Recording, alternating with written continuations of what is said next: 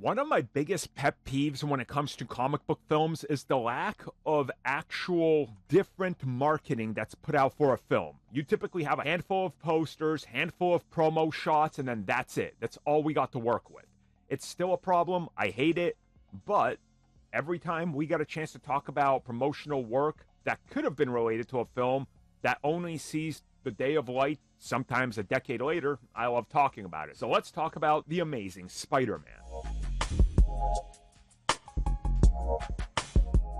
So I don't know if you guys have noticed, but if you look up posters and or materials that feature all three Spider-Men from Spider-Man No Way Home, you barely get anything featuring all three together.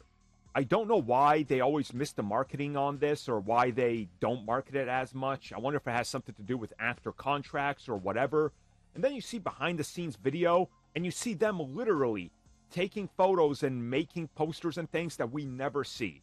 I absolutely despise that. So talking about stuff that could have been used for advertising that we never see always interests me. Enter this photo of Andrew Garfield. Obviously, it's Andrew Garfield in the TASM 1 suit, and if you look at the details, you can tell that, he's been scratched up by the lizard. There's burns, scorch marks, there's all sorts of damage done to the suit.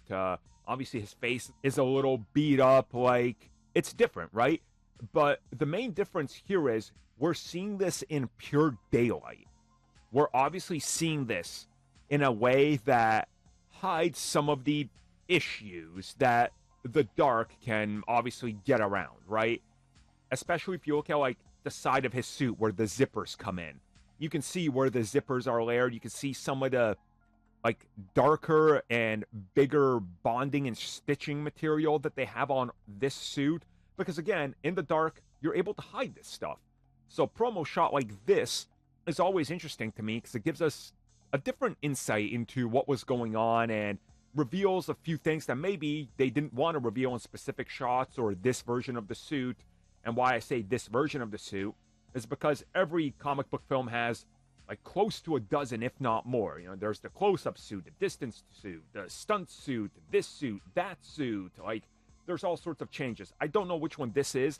I assume this is a promo shot suit or something like that, right? Or something that's supposed to be more close-up. Probably what they used at the end of shooting the ending of the film. But again, this is a daylight shot that gives us a different look at the details and everything, which I think is pretty awesome. To me, this almost seems like it could have been used as one of those magazine sort of covers or, hey, we got an exclusive look early on, before the internet was what it is today and scoopers are everywhere. This reminds me of one of those.